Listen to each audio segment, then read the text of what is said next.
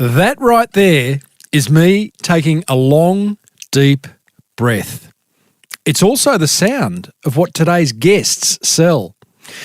It's time to take a deep breath and tune in or out to episode 475 of the award-winning Small Business Big Marketing podcast. Well, I said, welcome to a small business marketing show where successful small business owners share their souls to take your marketing straight to the lead. Now, here's your host, Mr. Timbo Reid. And welcome back to your weekly dose of marketing meditations. I'm your host, Timbo Reid. You, infinitely more importantly, you're a motivated business owner and you are ready to crank out some great marketing to build that beautiful business of yours into the empire it absolutely deserves to be. And that's exactly why this podcast exists. But if it's not enough for you, then grab a copy of my popular marketing book, The Boomerang Effect, that I wrote with you in mind. You'll find it over at smallbusinessbigmarketing.com. Big episode today. We meet a couple who make a living out of teaching kids to breathe. Yep, a little bit more on them in a minute. Another motivated listener wins big in this week's Monster Prize draw thanks to a very questionable marketing strategy. And you'll find out a little bit about next week's guest who came back from an autoimmune disease that nearly crippled his business. As per usual, team, there's marketing GOLD dripping from the ceiling over here at Small Business Big Marketing's HQ. So let's get stuck right in. A few months ago, my girlfriend Sarah told me about this couple, Bodhi and Kat, who run a business called the Breathe Project, travelling around Australia teaching school-aged kids to breathe properly. Like, that is literally all they do. My first reaction was, that's awesome. What a beautifully simple business. I love hearing the different ways people make money. My second reaction was, what a great idea. There should be more of it. Why weren't they teaching that in my school when I was there 100 years ago? I want to interview them. Now, I don't know about you, but I am a shocking breather. Shallow and from the chest, as opposed to deep and from the belly. I've even got myself an Apple Watch that reminds me every hour to breathe. It's crazy. What's the world coming to? So just recently, Sarah and I were wandering through the Noosa Farmers Market and she says, hey, Timbo, I think that's the guys from the Breathe Project. It was. We have a chat, get to know them, and I invite them onto the show. So what is the Breathe Project, I hear you ask? Well, it's the fastest growing wellbeing initiative in Australia and New Zealand schools. Bodhi and Kat go into schools and teach this one simple breathing technique which helps students and their teachers get rid of stress and anxiety. And that's it. How beautifully simple and how needed. Bodhi and Kat joined Sarah and myself in my Noosa studio where they talk about why we all need to learn to breathe better, how the business came to be, what being on purpose feels like, and boy are these guys on purpose, what they find hard and easy about being in business, how they've used crowdfunding to launch and finance their growth, how they get into schools, and what marketing works best for them. Oh, by the way, the S and F bomb is dropped a few times during this chat, so if you've got kids in the car, you better put them in the boot. So, enough of me. Here's the Breathe Project's Bodhi and Kat. So, Bodhi and Kat, welcome to the Small Business Big Marketing Show. Thanks. Thank Thanks you. for having us in here. Yeah, it's awesome that we can be face-to-face and having this discussion. Lucky we're all local in paradise. Correct. And Sarah? Hi, Tim. It's so awesome to have a co-host because there's going to be some intelligent questions asked for once good. on my I'm glad show. that I can contribute that. Yeah. There's no doubt about that. I have absolutely no doubt. Now, Bodhi, Yes. I have something to read to you, which you posted on your Facebook maybe a week or two ago, and it goes something like this. Once the vision for the Breathe Project was semi-clear, Kat and I sold and cleared out 80% of our belongings. She quit her job at Sunshine Coast Uni and I started saying no to other work opportunities. We moved into our van, had one drawer of clothes each and took off into the wind. It was not an easy transition. Kat and I had only been living together for 3 months. The shit got intense. So, guys, tell us about the launch of the Breathe project. Oh, that time was really intense. We hadn't worked together. We literally just met. We hadn't lived together, we'd just started living together. There was all of this business stuff that we were coming together on, business plan, trying to do this, trying to figure out how we were going to launch Breathe Project.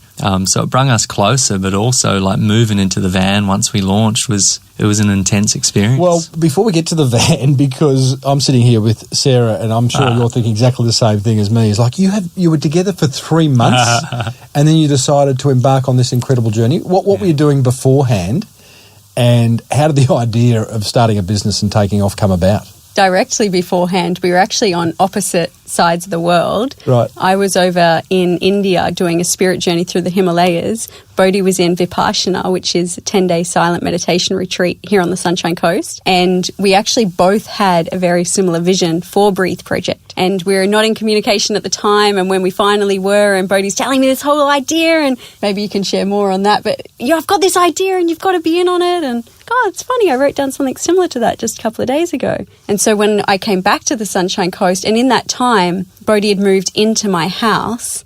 We'd only met... Geez, you're a quick mover. Hey? I was in Brisbane. I had to move back to the Sunshine Coast. It was just like I got to get up there. Yeah. We'd only met 3 months prior, and so we came home and it was like, that's it. There was too many synchronicities to ignore it. Yeah. It was just like, no, we've got to do this. And so there was no plan Bs. It was like, we're all in. We're clearing out our stuff, moving out of our home, quitting our side jobs, going all in. What were your side jobs? You were working at a uni, weren't you? Well, I just not long graduated. I was working at the uni, but I had a whole bunch of jobs. I was doing some character building work, and I was working on a whale watching boat at some point, and I was teaching acrobatics, and I was just all fairly standard jobs. What did you study at uni? Health science with a major in health promotion. So this, our business is essentially my first job in the actual field after graduation. That's really inspiring. Yeah. And it was so against my belief. I was quite traditional. No, you graduate from university and then you go and get a job in the industry and you get some experience and find your way around. And then maybe, I always wanted to start my own initiative eventually, and then I was just being thrown into it. And why not do it straight away? We just did it. Well, you are two very different individuals, because I know when I was talking to Bodhi yesterday in a little bit of a pre-interview, he said, yeah, look, I'm sort of like the free-thinking realist, a bit of a rebel, kind of guy who said fuck school. And Kat, well, she's more organised. She's the organised perfectionist, very proper, likes to test everything. That's an awesome partnership. Yeah. We complement each other well. That's actually, what's brung us to the point of even being in schools. Because before meeting Kat, I wanted to bring something to schools. I wanted to bring something to teenagers especially, and to kids. But I was too against it. I was against the system too much. I was the person on the outside complaining of how shit house it is and how much change there needs to be and how this doesn't work and what are we doing this for, that I couldn't actually face stepping into that place. Yeah, right. So when I met Kat and I knew she could communicate this and she could actually, speak the language that needed to be spoken in order for us to walk through those doors, that's how I was just like, oh my goodness, we can actually do this work from the inside. It's a perfect partnership, isn't it? It really is. Synchronicity. Yeah. Sarah and I like a bit of synchronicity. Yeah. You got to trust. I mean, some of my listeners go, here goes Timbo's on the woo-woo wagon. And sometimes I do that. I had a guest in yesterday, one of Australia's Queensland's leading personal trainer, very rational guy. He said to me, not into the woo-woo. Everything has to be tested. And I get that. But I think sometimes too, I think synchronicity is a really interesting concept, whether it's in life or business. Do you want to explain what synchronicity is and how it's worked for you? I'd love to share about the synchronicities that we had before we actually started Breathe Project and how that sort of gave us the confidence, I guess, to keep just following that, to keep showing up to more and more and more synchronicities, to keep trusting it. So I met Kat in a breathing workshop that I was teaching at a yoga festival, Sunshine Coast Yoga Fest. I was up on stage. She was in the audience. I'm walking through helping people out with this sort of partner breathing exercise, and I look down at her ankle and she's got breathe tattooed on her ankle. Oh, that's a good starting line then, I can really, you're smooth. Here's my conversation starter. Well, we'd already seen each other the weekend before, but not met at Dan Millman. Do you guys know Way of the Peaceful Warrior, the author? Yeah. So we were at a mind-body mastery training of his, and we saw each other at this event of hundreds of people. And then the following weekend to actually meet like that. Oh, wow. So keep going. Yeah, so like synchronicities to me have been what have kept me and us like going, kept us going, because that showed like, oh, there's something else going on here. Yeah, she's beautiful. Yeah, I connect with her in that way, but there's something deeper going on. Well, for us, and I think synchronicity for us, Sarah, too, is like the universe can't physically tap you on the shoulder. So you've kind of got to look at synchronistic moments where things happen. You go, well, ooh, that's weird.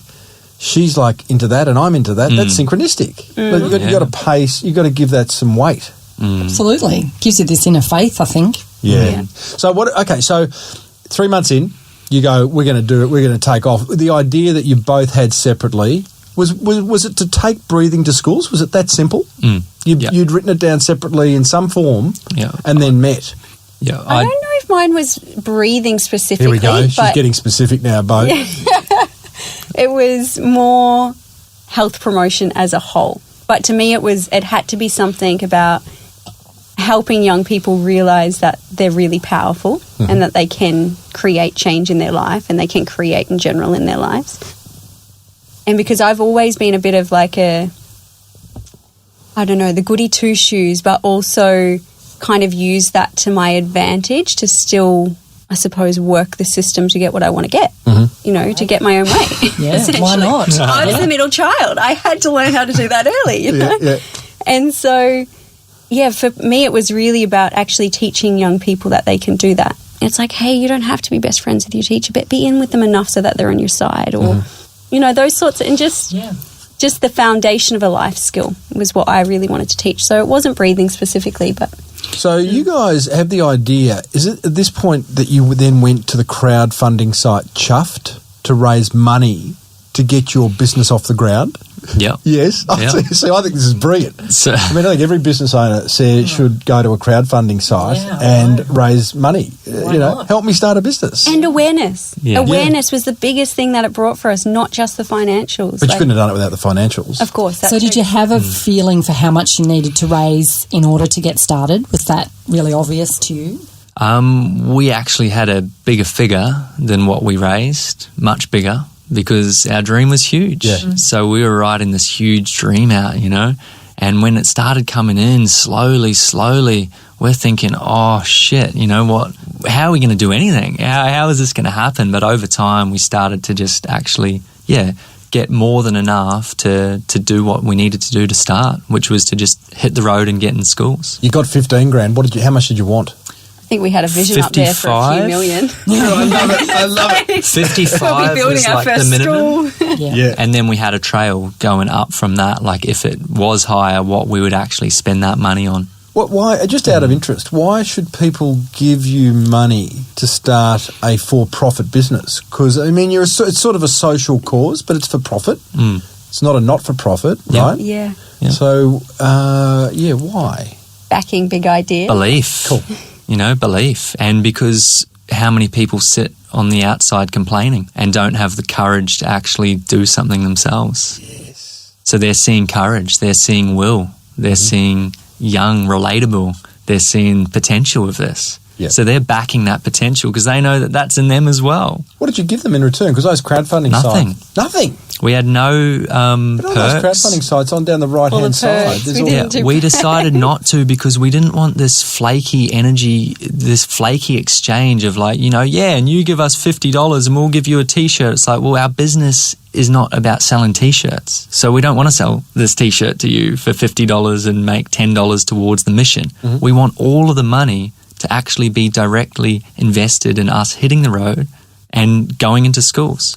So return, your return on investment is that we're doing it right now today. We're actually in a lot of those parents and those teachers that backed us, those people that backed us. Making a difference. We're in there doing it. And people obviously believe that, that was a big part of them giving. So what were the key donations? Were they big amounts or small? One was $5,000. Oh, hello. But this man that decided to do $5,000, it was a match. So it was towards the end, and he said, for the up to $5,000, I will match whatever comes in. Every dollar that gets donated, I'll match it. So that was game changer for us, because before that it was drips and drabs, and it started with family and then a few close friends like, I feel bad for you guys. Like, no, it was like, It's pretty far-fetched, this idea. Like, we're going to go into schools and teach breathing. Like, aren't we already breathing like all day, every day? Somehow we're going to. But isn't there a recognition that that's actually needed, and that the children are where we need to start, and that a lot of anxiety in schools, and a lot of misdirection, and that introducing it to schools is where it needs to begin, or really needs to be. 100%. And I got to say though, the interest when Sarah brought the Breathe Project to my attention, my first thing, because I'm a marketing guy, business guy, and I love the whole breathing, meditation, all that stuff. But I'm like, hang on, so these two, they're making a business from going into schools and teaching breathing. I think it's awesome. I've had past guests on this show that I sometimes go, you're making money from that. I had one guy a few years ago who's making the squatty potty, which is one of those little stools that you put at the bottom of your toilet to raise your feet so that your knees are above your hips. Who would ever think that would be the alignment of the digestive so you can poo well. It's like, so I love the idea of like how people make money outside of the fact that, like as you say, Sarah, it's so needed in schools. There's so many things that aren't taught in schools that should be. But I think that's awesome. So you get your $15,000 and you hit by the way, Sarah, I just got to ask you, because what people don't know about Sarah is that one day you'd love to start your own business, maybe, as many would. Absolutely. Many would. It's a dream of mine. Yes. And are you looking at these guys and seeing how relatively easy's unfair, because I'm sure it was really hard, and we'll get to the hard bit in a minute. But what's going through your mind? I just love meeting inspiring people, and particularly in the area of health and well-being is a particular interest of mine. And so to see you guys actually doing it and to hear about how you've started it is, that's real inspiration for me. That's why I got you in here, actually. Thanks, Tim. Not true. She's the asking realisation of possibility. Yeah, right? that's right. And it's, following your dreams. Mm-hmm. So you hit the road, and in your words, Bode, the shit got intense. To even get in the van, one of our mates is a filmer, and he was coming around, and he just puts the camera in my face one day. We're in the last stage of moving out of this place. Kat and I have just been arguing, snapping at each other, not even wanting to be in the same room. He's like, how's it going, Bodes? And I'm just turning around and I'm like, so angry inside, like, are we doing this? Are you serious? We're actually doing this together? Like, so shit got intense, and Kat was in tears for days. Kat? Are we actually going? I never wanted to live in a van, da-da-da-da-da. And when we actually hit the road, that's when it all started to come out, Oh. Yeah, so then we were quite far into the tour in Sydney at the time, and it's like pouring rain outside. It's freezing cold. We're like two cold turkeys laying there in this tiny little van together. Like, what the fuck are we doing here?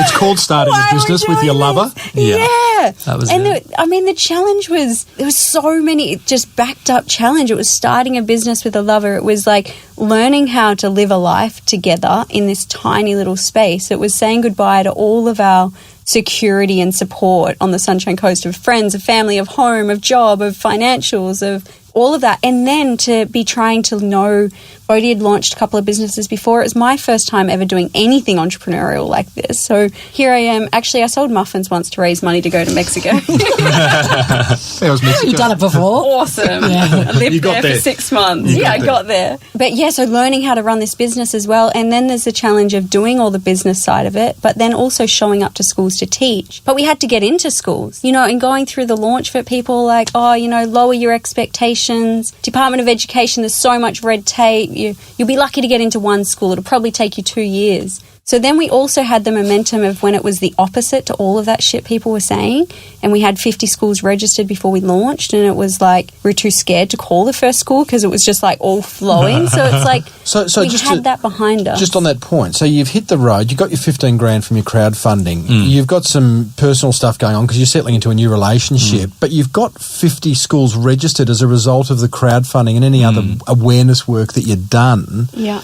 Who have basically gone to your website. Is that what I'm guessing? They said, here's our contact details. Give us a hoy when you're coming down our way. Exactly. That's pretty cool. Like, that's warm, 50 prospect, warm. How many converted? Exactly. Out of those 50, it'd be hard to tell, but we worked with 60 schools in that crowdfunding chunk. So in 6 months, we worked with 60 schools down the East Coast. That's from awesome. here down to Melbourne. That's big. And how did you reach out to them in the first place to register? What was the advertising, or what was the mechanism for them to find out that you existed? So through the crowdfunding campaign. So it was the crowdfunding was raising funds, but it was also the encouragement and the push of like, we need you as parents, as people in the community to actually take our info pack into your school and say, we need this in our school. However, there's no schools Googling a crowdfunding breathing project. So did the crowdfunding generate some publicity in the media? Yeah. So we had publicity in traditional media, social media. We had all sorts go on. Yeah. Awesome. Yeah, that was different really... magazines and newspapers and radios. Yeah. Like one of our tours, a little bit after this, I think we had 6 radio calls, like one after the other, after releasing a campaign about doing a tour in Mackay. And yeah, we've had a lot of that behind us to sort of fuel it. But also, most teachers, most principals are parents. Yes. You know, so they don't just care about their students. They get it. They get it for their own kids. Like, my own kids have trouble getting to sleep at night. My own kids come home crying about shit that's going down with their friends, or nervous about their presentation at school the next day. So you start doing the work, you're going into these schools and saying, hey kids, don't forget to breathe, see ya. Is that kind of what it looks like? No. So we're going into schools and we're bringing through basically an experience of taking them into anxiety and into a stress response, and then leading them out or helping them discover that they can guide themselves out of that. So we're going through with this, like, we're bringing the experience. We're going, here's the experience. We all know when we get anxious and nervous and worried what starts going on in our bodies, but how do we not manage it or try and cope with it or hide from it? How do we move through it? How do we realise that we're more powerful than it and that it's just sensation? So these are 1 hour workshops or 1 hour? 1 hour. Yeah. 45 minutes for the younger years. And how many do you normally have in a workshop? 200, 300, 400 students. That's awesome. Yeah. That's awesome. I think Sometimes our biggest more. group's been 500. And we get 45 minutes to take a typical teenager. We do work with younger kids too, but they're pretty easy. Typical teenager sitting there with their arms crossed, like fucking breathing. Like, I'm already breathing with the fucking... These idiots. Who are these two? Like, we didn't even used to wear shoes into school. So they would be like, why are they not wearing shoes, you know? Yeah. We get 45 minutes to take them from this to this, the technique. Hand on the belly, hand on the chest. For a teenager, that's a big deal. Huge. But by the end of it, the second time in that workshop when we're doing the breathing, very common that 99% of those kids, most of the time, we've transformed all of them to actually give it a go. Tell us about a moment where you've just gone, this is amazing. You've transformed a young person or someone's come up to you. Yeah, it almost brings me to tears. I know, me too. Yes, I think It just like tingles through my whole body. There's so many. And the first one that comes to mind, we were in Rockhampton in a high school up there, and we've got maybe 300 or 400 teenagers, I think year 9 or 10. Actually, it might have been senior years. It could have been somewhere in high school. We've all done the breathing together, and then towards the end, we ask some of these kids to come up on stage and share something personal, and that's directed through questioning. So it's for them to come up on stage and use a microphone and share something personal in front of all of their peers. Like, it's a really big deal. It takes a lot to get them to that place. We just have this kid stand up, and he said he didn't even come up on stage, and the whole audience turns towards him at the back, and he says, I just want to say sorry to everybody. You know, I've been such a dick to all of you. I'm such a bully, and it's just because I'm having a hard time in my own life, and I just want to apologise for for any of you who I've hurt. And we're like, where did this come from, you know? And before this, like, Bodhi himself is so willing to go to vulnerable places. And so he's just prior to that shared something crazy deep that, you know, he'd never shared before in a workshop. And so we're sort of setting the tone for it. And then we end up having this other kid come up on stage, and it's like he's about to share something, like joking around. We almost always get the class clown. No doubt. Class clown who wants to come up and like say something stupid like, I can just breathe when I get killed on Fortnite, you know, something. So the whole crowd goes wild. But he couldn't bring himself to say a joke, and so he said something really real about when his grandpa had died, and, you know, he's breaking down in tears, like bawling his eyes out in front of all of his peers, to the point where he's like can't even walk off the stage. His brothers have come up, his mates have come up to grab him and help him down. And like, to see kids who are willing to actually be real with how they're feeling and to move through that in front of their peers like that, it's, yeah. I'm too scared to look at Sarah because I'm guessing you're probably crying by the stage. Yeah, don't look. Go on, ask the question. Go on. I just think what you're doing is actually giving these kids such a safe space to be themselves and helping them to learn how to self-soothe. And it's something that we don't learn in society these days. It's only those that are seeking it out, but you're actually offering it. And that's fantastic. So to the great unwashed listening to this, who's the kid going, I just breathe anyway. There'll be some people like that. Just explain the straight line between the workshop that you ran and the kid standing up and going, I'm sorry for being a bully. What do you mean? In like, how did we get to that point? Yeah, how do you get to the point of teaching someone to breathe and being less anxious, which is obviously the main outcome, right, to manage life's anxieties? This kid has then, it clearly happens a lot where people find an honesty. Yeah. I'm just trying to understand that connection. Yeah. Have you got something there? So we're offering that. We're communicating that from the beginning of the workshop. So the breathing is a part of getting out of the mind and releasing any of that anxiety or nerves, but we're offering and asking them deeper questions in themselves. We're asking them to go to that place without specifically communicating it. But it's also about bringing that cohort together, like those few hundred kids. Somehow, before, there's all this judgment, there's all this criticism, there's all this bullying going on. And by the end, there's this realization of like, you're just like me. You've got the same shit going on at home with your parents, or you too are scared of what your friends think of you. Like, there's this meeting each other and realizing. For a teenager to realize that is pretty big at that age. Like, oh, I'm not alone in this, you know? It's this real, it just becomes this real, there's this synergy between them. I'm sorry to bring it back to money, but it is a business show. Yeah. How do you guys make money? Schools pay us. Can I ask how much? So, yeah, it starts at about 2,500, depending on the size of the school.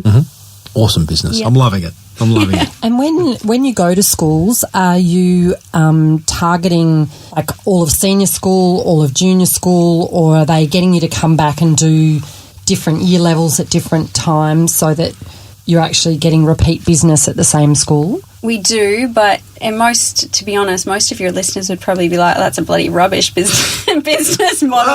That's interesting.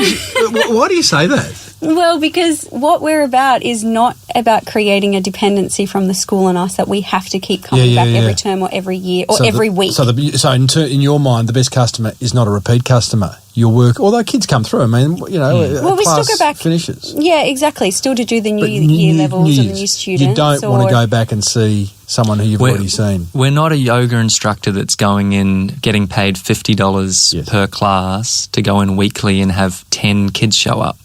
We're going into a school and saying, we actually want to empower you as a school, as an organism with 500 moving parts every single day from families with all sorts of belief systems. We want to help empower you guys to actually do this every single day yourselves. So the support where we are moving forward in our business is actually continuously training and working with teachers, supporting, mentoring, helping them actually bring it through.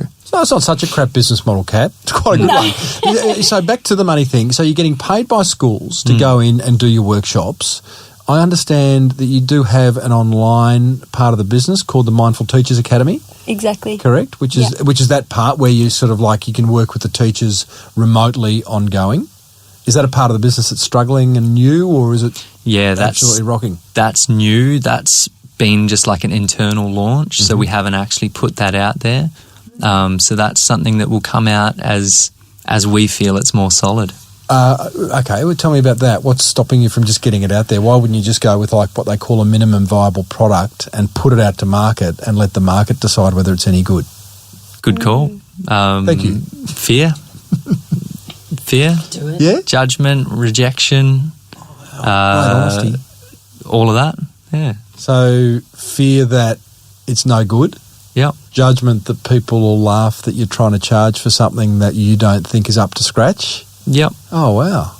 I would encourage you. What do you think, Sarah? Yeah, I think just do it anyway, and then, you know, if it doesn't work initially, then you can always change that model or move on to something else. I'm also interested if you've got plans or if you started to move into the corporate world with the breathing. Yes. We, from the beginning, we've done a few corporate workshops and trainings and helping, like as a whole workplace approach. It's not where our passion is as much. Like, and we've had emails and messages all the time. Oh, you could take this into nursing homes. Prisons need this. Oh, nurses in hospitals need this. Anyone who breathes. Anyone who's breathing dysfunctionally, which is everybody needs 85% it. of us, Yeah. we all need it. But for us, it's actually about empowering the young people before they get to that place where it's already almost too late. So rather than these young people ending up in jobs that they don't actually want to do, or university degrees that they're only there because their parents expected them to be there, they're actually making that change before. They're realising before, like, hang on, I can kind of direct my own life here and where I end up. More of a preventative. Yeah. It's interesting how the energy changed in the room when you asked about corporate. Yeah. Because clearly, what I'm seeing in you guys and what I love about it and what I'd like to understand, I want to what's it feel like to be living on purpose. Because you clearly are, right? I mean, this is a big conversation. I was on emceeing a roadshow a few months ago that was around HR and recruitment, and there's a lot of talk about successful businesses start with identifying their purpose and living it, and then making sure that each time they employ someone, they also share the same purpose, and that way you build a great culture. You guys are on purpose, right? When you talk corporate, though, it's like that's not where we weren't put on the earth to go and work with. Yeah, so we know we can earn money doing it that way. We know we can up our prices doing that, and we have done that a couple of times. Yeah. But to actually really successfully reach the goal that we've started out of actually having this embedded in every Australian and New Zealand school as a daily practice, a daily mental health wellbeing practice, it's where does corporate fit into that? I mean, they're parents, a lot of them too, so it fits in that way, but where else does it fit? I think it's brave. I think brave to say no. But I know when I met you, you talked about how to become a keynote speaker in corporate. Yeah. That's another revenue channel. That's okay. Yes, you can do that, and that's about telling your own story and maybe taking them through some exercises. But it's not doing the whole work that you do. I left corporate many years ago, and I went and worked at a charity called Reach for a couple of years, which helped young people at risk. And I was there in a business sense, but the guy who started it was a late ex-AFL football legend, Jim Steins. He'd run these classes for kids who are at risk to find out, to let them discover why they were put on this earth, right? And they were awesome, and they had so much success. And all the parents would come and pick the kids up and say to Jim or anyone else who was there, any of the leaders, is there something like this for adults? Yes. Everybody wants it. Yes. But Jim, bless him, just said... Stayed on purpose. Niched. Did what he was good at, and as a result, the history tells us. And then, there's no end of schools in Australia. How many are there? 9,620 How many you done? We've done 187. There you go. We've got a long ways to go. Yeah. And so going forward, do you cold call schools or do you email them, or what's your reach out to schools ongoing? How do you do that? Yeah, it's been our golden rule from the start, actually, that we don't cold call schools. So one of our most successful decisions has been to have an approach that's called the Register a School. And so parents, teachers, principals, students actually go onto our website themselves and register their school. They're emailed the information pack, and it's then their responsibility to be the voice, to be the power behind their school getting involved. Oh, that's great. To print it out, take it to their principal or forward it on via email, and it's them who are saying, hey, we need this in our school. Because if you think about a school or any organisation, someone on the inside is already trusted. They're already a valued person of that community, right? And so for them, it's about being actually a part of that change. And us not just sitting behind desks all day, every day, cold calling schools. Like, here's another program. Like, but then we also, like, with that, then it's very warm because they've given us also the school contact name of the person that that's their school contact plus the phone number. So if they don't follow up or connect with us, that school, then we can call and we've got their details and we'll say, hey, Miss da-da-da-da-da, parent Jane so-and-so has registered your school. We're Breathe Project. Just wondering if the information pack got handed to you. You know, and all of a sudden we've got connection. Because if there is an organisation or an industry in which there are so many Dobermans to get past in order to get to the right person, I reckon schools are it. Like school. If you can get to schools, you can get to anyone. And those reception staff sometimes, they're the gatekeepers. They are the gatekeeper. Or the Dobermans, as Tim said. I call them the bulldogs. You know? Well, I just on that, I interviewed a guy about 3 months ago who has Elton John as one of his major clients, and my question was like, how? And it's their age. He talks in this interview about all the Dobermans, the baby Dobermans he calls, because if there's the guy before Elton, which I think is Elton's husband, he's the Doberman, right? But there's all these baby Dobermans before. I mean, you've just got to develop relationships with them. You've got to understand what they want in order to feel important. Yeah. Or in order to feel as though they've made a contribution, and then they give you the next one, and then you finally get there. Yeah, exactly. Right? But to get into those schools, and not only that, you are charging. It's quite a price. Again, schools are tight on their budgets, and so I think you're doing an awesome job. What I'm just keen to understand is how do the parents or the teachers? I know it was through crowdfunding originally, but people are still not sitting there Googling Breathe Project. Oh, social media. Social media. Social media has been amazing for us right from the beginning. We don't have a huge number of followers on Instagram or Facebook. How many? 6,000 something on Instagram and maybe 4.5 on Facebook. You guys are millennials. Can you step it? Oh, actually, are you? You think you are? I can't remember. I'm 28, Bodhi's 29. Digital natives. Yeah, but we they're genuine. The people who are on there, there's full engagement going on. You have a look at any of our posts. There's always comments. There's always backing. It's lovely. Yeah, people believe in it. Yeah. And you're also doing events as well, not just schools. Are you doing sort of like-minded events? Yep. Yeah, we've taught at certain festivals and retreats, and we've just come back from Indonesia actually teaching on a retreat over there. We've taught at a few different wellbeing festivals or yoga festivals or different events like that. So that's promotion, I guess, as well. 100%. Yep. And I think we've had 10 TV news stories, and 12. Word of mouth is a lot. Oh, 12, sorry. I've looked at some of your media coverage. If you were to quantify that, it's certainly in the tens of thousands of dollars that you haven't paid for. Yeah. Maybe more. Yeah, probably more with magazine articles as well, like proper written stories in a bunch of magazines. And yeah, the TV ones are perfect because they've got the double whammy as well. They've got that showing, but then also on social media because it's got still some sort of solidness to it because not many people are going after traditional media. It almost gets more reach through the social channels as well. Are you creating any content? I would have thought content for a business like this is just made in heaven, like ideal marketing strategy. Yeah, we've dabbled. Nothing consistent. Fear? Judgment? Nah, a bit of both fear and time. Like when we hit the road, we just hit the road and we just get into schools. We're already in schools aligned, so we spend all of our time in there. When we're not in there, we're booking the next term's tour.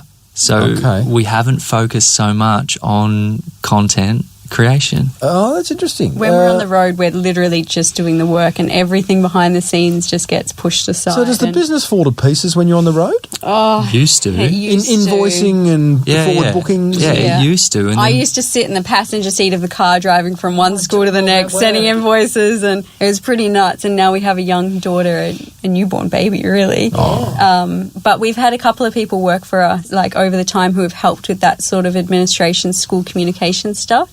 We definitely haven't nailed that side of it. That could be a real danger point, I would have thought, if you don't kind of address that, because, you're like, the fact that you're not creating content, you're leaving a lot of dough on the table. Yeah. The fact that you, you're invoicing, just addressing inquiries. You could, whether you get someone local or a VA overseas or something. Do you have someone at the moment? Not right now. I feel like this is a marketing coaching consultation. But it's great for everybody else too. Yeah, exactly. And then do you maintain a house or a home here, or while you're away, is it more about still being in the van, or... Bode's still living on the second bedroom floor. No, we've sold the van now. Oh. Yeah. We did just recently tour New Zealand for 2 months in the South Island working with schools, and we got a bigger van over there because we had our newborn baby, so we had a proper big one with a shower and toilet and stuff. So we're still, living van life in that way, but yeah, our tours, they kind of vary. It's either like that or it's fly in. We stay somewhere and rent a car and go from school to school to school. We kind of do area missions at a time. But we sort of, it's not that the whole business falls to pieces. There's a maintenance going on, but it's not really projecting forward and focusing on these other elements. And that's where we're at right now, like since we had our daughter, finding out Kat was pregnant, we did one like big hurrah sort of tour and just as much work as we could in term 4. And then we just cut it. We basically didn't do much because I haven't been experienced in the sales and the administration upkeep. That was Kat's role. And before that, we had someone else doing it. So I let it all fall. We didn't work for 3 months together. Then we were trying to pick up the pieces. Right now we're in exactly that place of needing to make these decisions, needing to actually hire the right people if we want to actually keep that momentum flowing. Who do you look for business advice? Do you have a mentor, a coach? No, it's actually an area we're really lacking in. I've wanted business coaching and someone to support us ongoing from the very beginning, and we just haven't. We're working with a guy right now who's consulted with us a couple of times down in Melbourne. But I feel it's an area that could actually help us a lot in all elements, to have someone guiding us and keeping us accountable and thinking of these other areas. But to be honest, there's two sides of the picture for us, and we're still unclear. It's like we want to create this big organisation where this is a legacy long after we have died, but we're also at the place where we love the spontaneity and the freedom of it. Awesome. So it's challenging, Enjoy it. Enjoy it. Yeah. Because, it will grow. It has to. You've identified something that is so needed. You've packaged it up beautifully. So, it's all heading in the right direction. It's great that you've got people you can relate to. I was going to ask you what's it look like in 5 years' time. It's probably far too way ahead to even project there for you, but there's lots you could do. I was just thinking of a guest I had about 6 years ago on this show he called himself the Cuddlist. Oh. Yeah, he's based in New York. He made a whole lot of dough from selling a buffalo wings. Yeah. I don't even know what they are, because buffaloes don't have wings. Chicken. They are chicken wings. Chicken wings. Yeah. No, it's weird. He made dough from that, and he's a yogi. And he went and started a business called The Cuddlist, and he basically, based on the premise that we are sex obsessed but touch deprived. And he lives in New York, where 85% of people live by themselves. Why am I telling you this? Because it's all about where you could take the business. And what he does now is he teaches other health practitioners how to sell cuddles. And I'm not talking 10-second cuddles. I'm talking 1 hour cuddles. Oh. No sex. Wow. It was a pretty interesting conversation. So many unanswered questions, which of course I asked. And he has a successful business based upon Did you say a successful business? Yes, successful business. He has, smashing it. But he's teaching other health practitioners. That's why I'm telling you this, is because, again, maybe it's a very franchisable or licensable business. Well, they've got the merch, Bodhi's sitting there in the T-shirt.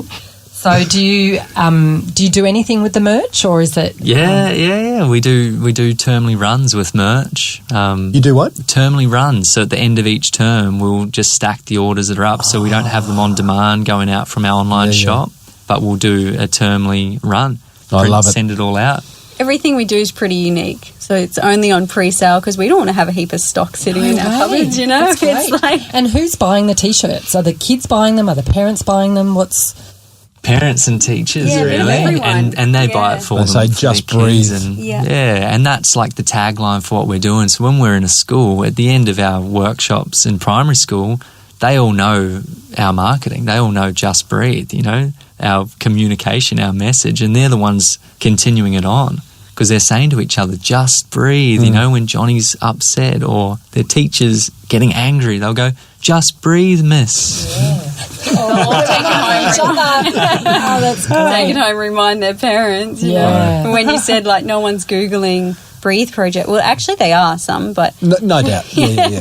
But, you know, that word of mouth is more powerful than any of the rest. Especially schools, you know, they're in such a close network, really, even though there's so many of them. They're all in communication and some sort of connection. So, Well, I think it's a great story. Oh, Sarah, it's you walking amazing. out a little bit more inspired? I'm very inspired. Me too.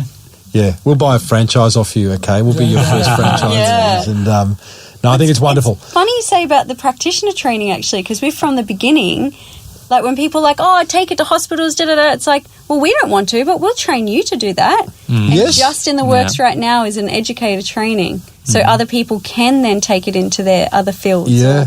The school's not interested, but the teacher's still the go-getter teacher who wants to make it happen. They can train themselves then. Well, I think your challenge is to get over some of the fears and anxieties you have around putting stuff out there. The other one is to be courageous by saying no to certain things, because this business could go to a lot of places. Like as Sarah identified, corporate, you could do train the trainer, you could be creating content, you could do online stuff, you could have an entire forum for people who go through your course and then want to stay connected. You know, I mean, there's so many, so many places. I think it's really exciting.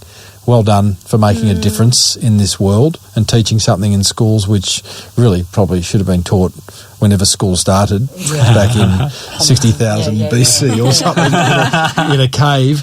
I'm going to suggest to any parent listening, get your kids' school involved, and to do that they would go to breatheproject.com.au and register. Simple as that. I would love to see that happen. If you're not a parent, buy some merch. Yes. That's all you got to do. Yes. That's right. Maybe start another crowdfunding campaign, guys. And There's a donate link on our website. With you've monthly covered it all. payments. Oh, I love it. You can donate monthly if you want. Good on you. Help more kids. And maybe one tip to leave us with to breathe better and be less anxious in this crazy world. Can we have one tip each? You can. Okay, my tip is to use your nose rather than your mouth. It actually activates the parasympathetic nervous system. Slower breaths through the nose. What's your tip? Anytime you notice that you're holding your breath just in the day, or your heart is racing and you're feeling a little bit anxious, just to stop and take a conscious or a focused deep breath. Just one really deep breath, as long and as slow as you can. Sarah, I know you're into this. You've got a tip. Oh, look, the tip for these guys or tip for myself? No, like a breathing tip. You're a yoga instructor. You're all sorts of things in this space. I think it's that, the slowing the mind and coming back to the breath. Yes. That's getting out of the what we all head. need to do, yeah. Breatheproject.com.au is where you'll find these lovely two individuals, and we wish you all the best for the future. Thanks, Tim guys. and Sarah. Thank you. that's Thanks for having us. Thank you all for listening. Well, there you go, team. The Breathe Project's Bodhi and Kat. How awesome are they? Like, I so wish that was taught in school back in the day. Please try and support them in any way you can. Get them into your kids' school, buy some merch, hit them up on Facebook and tell them they're awesome. This kind of thing needs to be promoted. And a big thank you to my beautiful girlfriend, Sarah, for joining me on the air. You'll find a picture of the four of us over at smallbusinessbigmarketing.com/475. Righto, here's what grabbed my attention from our chat with the guys. Attention grabber number 1, breathe. Number 2, breathe. Number 3, breathe. Yep. That's all. That was my big takeaway. It's all I'm going to share with you from that. Just breathe, breathe, breathe. Nice and deeply. That's what grabbed my attention. Whatever grabbed yours, be sure to block out some time and implement it. Come on down. It's Timbo's Monster Prize Draw. know what that means? Yep, it's time to reward another motivated listener for taking some serious marketing action. And today's winner is...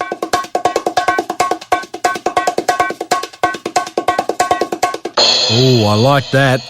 A little bit of chilled drumming for the Breathe episode. Today's winner is Tegan Brennan of the candle and wooden decor company Stump & Co. And Tegan says, "Hey Timbo, my name is Tegan Brennan and I have a small startup with my husband Luke. We run a candle and wooden decor company called stumpandco.com.au. I've been listening to your podcast since I found you at the start of the year. Sorry for being late to the game. Never too late, Tegan. Welcome aboard. Your show has inspired me to ask more questions and encouraged me to reach out for advice. Just recently, I sent an email out of the blue to the cookie dough company asking about their experience with a PR company that they had been working with. To my surprise, I got a phone call from the owner, Chris, who then took the time to answer my questions and give advice on his experiences in a very honest way.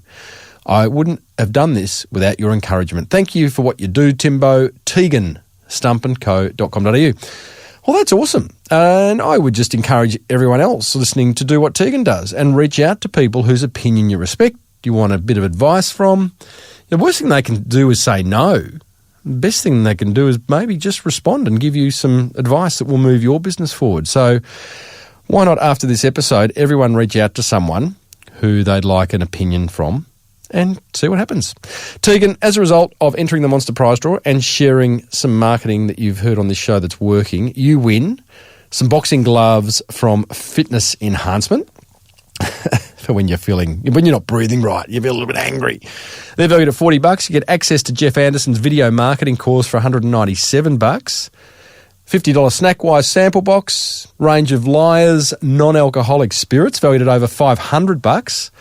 Asaya Skincare Basins Essential Pack, $79. A $50 Sendor voucher, a $100 voucher to buy some tradies undies, a Beach People voucher valued at $50. A 6-pack of Mr. Lee's noodles, $30. Canning's Butcher voucher, $100. Got to remember to breathe.